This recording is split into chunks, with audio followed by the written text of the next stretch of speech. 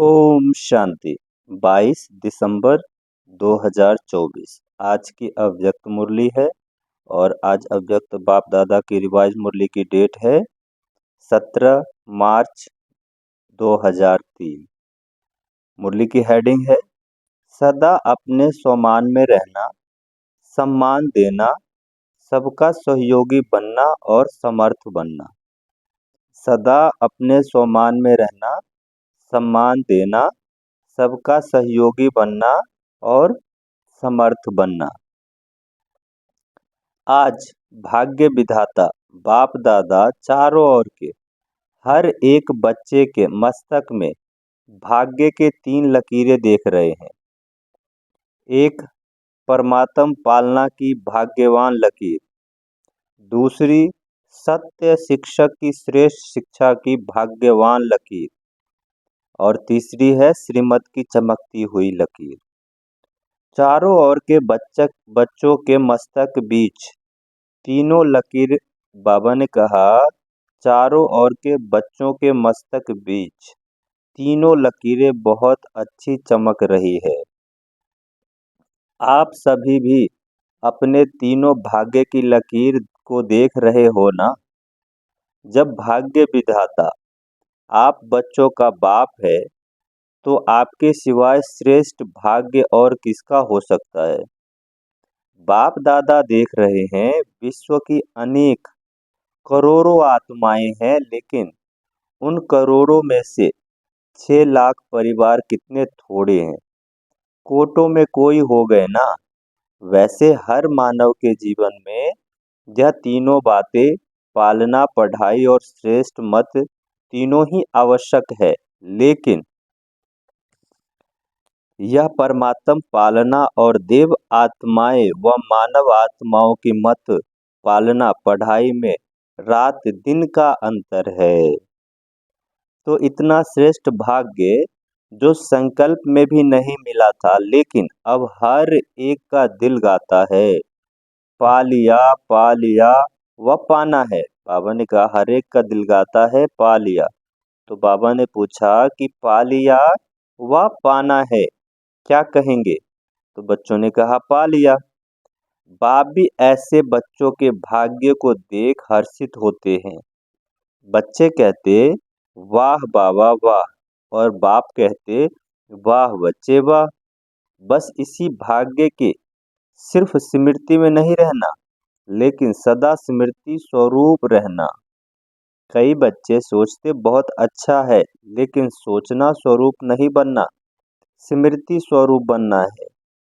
स्मृति स्वरूप सो समर्थ स्वरूप है, सोचना स्वरूप समर्थ स्वरूप नहीं है। बाप दादा बच्चों की भिन्न भिन्न लीला देखते मुस्कुरा रहे थे। कोई कोई सोचता स्वरूप रहते हैं, स्मृति स्वरूप सदा नहीं रहते। कभी सोचता स्वरूप तो कभी स्मृति स्वरूप।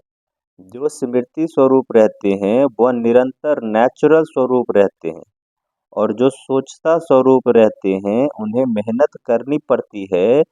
यह संगम युग मेहनत का युग नहीं है, सर्व प्राप्तियों के अनुभवों का युग है। 63 जन्म मेहनत की, लेकिन अब मेहनत का फल प्राप्त करने का अर्थात युग समय है।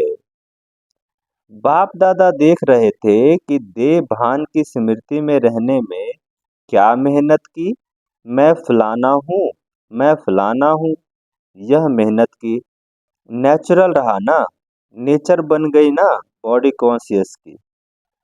इतनी पक्की नेचर हो गई जो अभी भी कभी कभी कोई बच्चे को आत्म अभिमानी बनने के समय बॉडी कॉन्शियस अपनी तरफ आकर्षित कर लेती है।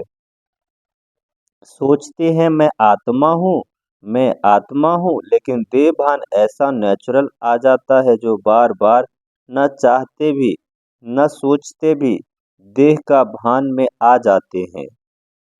बाप दादा कहते हैं अब मर्जीवा जन्म में आत्म अभिमानी अर्थात देही अभिमानी स्थिति भी ऐसे ही नेचर और नेचुरल, बाबा ने कहा ऐसे ही नेचुरल हो। मेहनत नहीं करनी पड़े, मैं आत्मा हूँ, मैं आत्मा हूँ। जैसे कोई भी बच्चा पैदा होता है और जब उसे थोड़ा समझ में आता है तो उसको परिचय देते हैं, आप कौन हो, किसके हो। ऐसे ही जब ब्राह्मण जन्म लिया तो आप ब्राह्मण बच्चों को जन्मते ही क्या परिचय मिला, आप कौन हो। आत्मा का पाठ पक्का कराया गया ना, तो यह पहला परिचय नेचुरल नेचर बन जाए। नेचर नेचुरल और निरंतर रहती है, याद करना नहीं पड़ता। ऐसे हर ब्राह्मण बच्चों की अब समय प्रमाण देही अभिमानी स्टेज नेचुरल हो। कई बच्चों की यह सोचना नहीं पड़ता, स्मृति स्वरूप है। अब निरंतर और नेचुरल स्मृति स्वरूप बनना ही है। लास्ट अंतिम पेपर सभी ब्राह्मणों का यही छोटा सा है, नष्टोमोहा स्मृति स्वरूप। तो इस वर्ष में क्या करेंगे?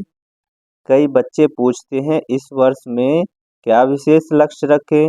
तो बाप दादा कहते हैं सदा देही अभिमानी स्मृति स्वरूप भव। जीवन मुक्ति तो प्राप्त होनी ही है, लेकिन जीवन मुक्त होने के पहले मेहनत मुक्त बनो। यह स्थिति समय को समीप लाएगी और आपके सर्व विश्व के भाई और बहनों को दुख अशांति से मुक्त करेगी। आपकी यह स्थिति आत्माओं के लिए मुक्ति धाम का दरवाजा खोलेगी। तो अपने भाई बहनों के ऊपर रहम नहीं आता? कितना चारों ओर की आत्माएं चिल्ला रही है, तो आपकी मुक्ति सर्व को मुक्त दिलाएगी। बाबा ने कहा आपकी मुक्ति सर्व को मुक्ति दिलाएगी, यह चेक करो। नेचुरल स्मृति सो समर्थ स्वरूप कहाँ तक बने हैं। समर्थ स्वरूप बनना ही व्यर्थ को सहज समाप्त कर देगा। बार बार मेहनत नहीं करनी पड़ेगी। अभी इस वर्ष बाप दादा बच्चों के स्नेह में कोई भी बच्चों की किसी भी समस्या से मेहनत नहीं देखना चाहते। समस्या समाप्त और समाधान समर्थ स्वरूप। क्या यह हो सकता है? बोलो दादियाँ, हो सकता है। टीचर्स बोलो, हो सकता है। पांडव, हो सकता है। फिर बहाना नहीं बताना, यह था ना, यह हुआ ना, यह नहीं होता तो नहीं होता। बाप दादा बहुत मीठे मीठे खेल देख चुके हैं। कुछ भी हो, हिमालय से भी बड़ा 100 गुना समस्या का स्वरूप हो, चाहे तन द्वारा, चाहे मन द्वारा, चाहे व्यक्ति द्वारा, चाहे प्रकृति द्वारा। समस्या पर परिस्थिति आपकी स्व स्थिति के आगे कुछ भी नहीं। और स्व स्थिति का साधन है स्वमान। नेचुरल स्वरूप के समान हो। याद नहीं करना पड़े, बार बार मेहनत नहीं करनी पड़े। नहीं, मैं सौदर्शन चक्रधारी हूँ, मैं नूरे रतन हूँ, मैं दिल तख्त नसीन हूँ, मैं ही हूँ। और कौन होने के, बाबा ने कहा और कोई होने है क्या? बाबा ने कहा मैं दिल तख्त नसीन हूँ, और किसी ने होना है क्या? कल्प पहले कौन बने थे? और बने थे या आप बने थे? आप ही थे, आप ही हैं, हर कल्प आप ही बनेंगे, यह निश्चित है। बाप दादा सब चेहरे देख रहे हैं। यह वही कल्प पहले वाली इस कल्प के हो या अनेक कल्प के हो, अनेक कल्प के हो ना, हाथ उठाओ। जो हर कल्प वाले हैं, फिर तो निश्चय है ना। आपके पास तो सर्टिफिकेट मिल गया है ना, कि लेना है? मिल गया है। मिल गया है या लेना है? कल पहले मिल गया है, अभी क्यों नहीं मिलेगा? तो यह स्मृति स्वरूप बनो कि सर्टिफिकेट मिला हुआ है, चाहे पास विद ऑनर का, चाहे पास का। यह फर्क तो होगा, लेकिन हम ही हैं। पक्का है कि ट्रेन में आते जाते भूलता जाएगा। प्लेन में जाके उड़े, बाबा ने कहा प्लेन में जाके उड़ जाएगा नहीं। जैसा देखो इस वर्ष संकल्प दृढ़ किया कि शिवरात्रि चारों ओर उमंग उत्साह से मनानी है। मना ली ना। दृढ़ संकल्प से जो सोचा वह हो गया ना। तो यह किस बात की कमाल है। एकता और दृढ़ता। सोचा था 67 शालिग्राम करने का, लेकिन बाप दादा ने देखा उससे भी ज्यादा कई बच्चों ने शालिग्राम किए, प्रोग्राम किए। बाबा ने कहा कि सोचा था कि कमाल है ना, एकता और दृढ़ता से सोचा था 67 प्रोग्राम करने का। क्योंकि उस टाइम 67 शिव जयंती मना रहे थे। तो बाबा को बच्चों ने कहा होगा कि 67 प्रोग्राम करने हैं। तो बाबा बाप दादा ने देखा कि उससे भी ज्यादा कई बच्चों ने प्रोग्राम किए हैं। यह है समर्थ स्वरूप की निशानी। उमंग उत्साह का प्रत्यक्ष प्रमाण। स्वतः ही चारों ओर कर लिया। ऐसे ही सब मिलकर एक दो को हिम्मत बढ़ा के यह संकल्प करो, अब समय को समीप लाना ही है। आत्माओं को मुक्ति दिलानी ही है। लेकिन तब होगा जब आप सोचना स्मृति स्वरूप में लग बाबा ने कहा, जब आप सोचना स्मृति स्वरूप में लाएंगे। सोचना जो सोचते हैं, जो संकल्प करते हैं, उसको स्मृति स्वरूप में लाएंगे, ये तब होगा।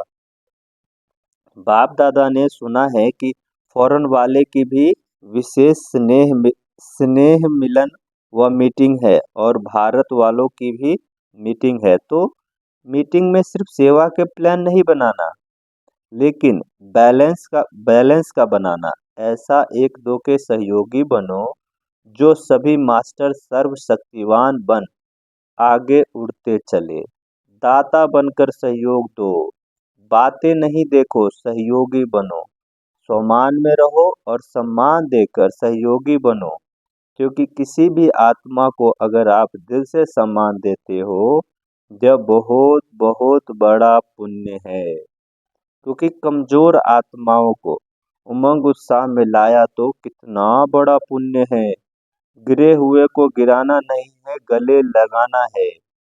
अर्थात बाहर से गले नहीं लगाना, गले लगाना अर्थात बाप समान बनना, सहयोग देना। तो पूछा ना, बाबा ने कहा तो पूछा है ना कि इस वर्ष क्या क्या करना है। बस सम्मान देना और सम्मान में रहना, समर्थ बन समर्थ बनाना, व्यर्थ की बातों में नहीं जाना। जो कमजोर आत्मा है ही कमजोर उसकी कमजोरियों को देखते रहेंगे तो सहयोगी कैसे बनेंगे। सहयोग दो, दुआएं मिलेगी। सबसे सहज पुरुषार्थ है। और कुछ भी नहीं कर सकते हो तो सबसे सहज पुरुषार्थ है, दुआएं दो, दुआएं लो। सम्मान दो, महिमा योग्य बनो। सम्मान देने वाले ही सर्व द्वारा माननीय बनते हैं।